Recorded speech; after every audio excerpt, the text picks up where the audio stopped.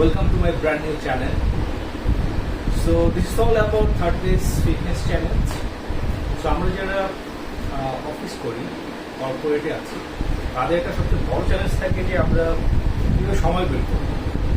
অফিসের টাইম শেষে বাসায় এসে রেস্ট নিয়ে টিভি দেখে আমরা ফেসবুকিং করতে থাকি, রিলস দেখতে থাকি আর সময় কাটতে থাকি।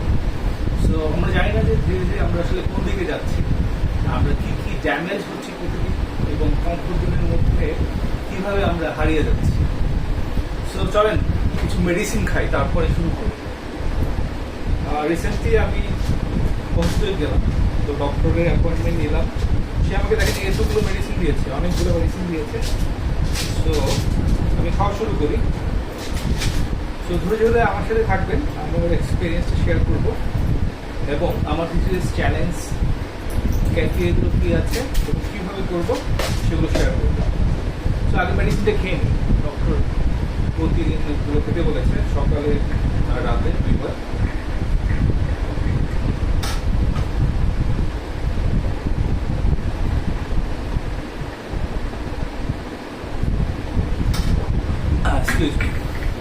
সো কেন মেডিসিনটা খেলাম?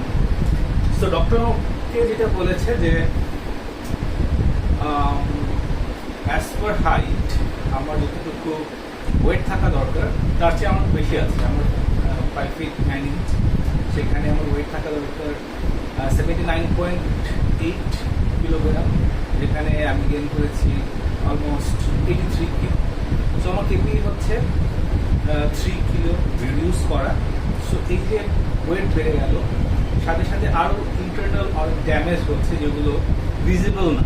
হ্যাঁ, তো আজকের দিনে একটা স্ট্যাটিস্টিক দিয়ে আমি জার্নিটা শুরু করবো এবং বাই কোয়ার্টার মানে 2 সপ্তাহ পরে পরে আমি একটা করে ভিডিও আপলোড করবো। সেখানে আমি প্রোগ্রেসগুলো দেখাবো।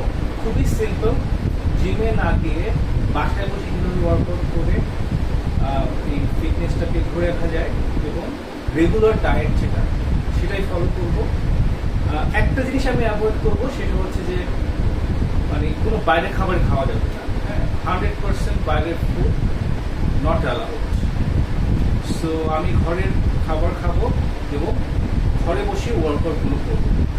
সো আমার কেপিগুলো বলবো, যেহেতু আমি ওয়েট গেইন করেছি, আমি মিনিমাম 3 কেজি কমাবো এই 60 days চ্যালেঞ্জের মধ্যে।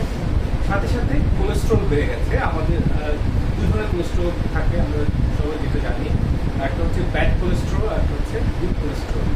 সো ব্যাড কোলেস্ট্রল যেটা, সেটাকে বলে LDL, লো ডেন্সিটি লিপোপ্রোটিন। সো এইটা 100-এর মধ্যে থাকাটা হচ্ছে বাঞ্ছনীয়। আমার যেটা রিপোর্ট এসেছে সেটা হচ্ছে 118, মানে 18% আমার এটা বেড়ে গেছে।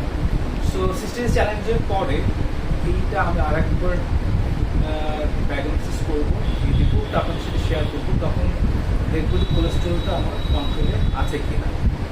সো আমি বডি ফিটনেসের দিকে যেরকম চিন্তা করতেছি, সেরকম ফিজিক্যাল ফিটনেস যেটা শরীর সুস্থ থাকার জন্য যে জিনিসটা প্রয়োজন, কোলেস্ট্রল কন্ট্রোল করা, ওয়েট একটা টলারেবল লিমিটের মধ্যে রাখা, এই জিনিসগুলো নিয়ে আমি ভিডিওগুলো বানাবো।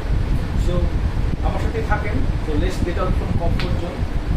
সো ইনশাআল্লাহ নেক্সট ভিডিওতে দেখা হবে। টিল দেন স্টে সেফ এবং দেখা হবে আবার। Bye bye.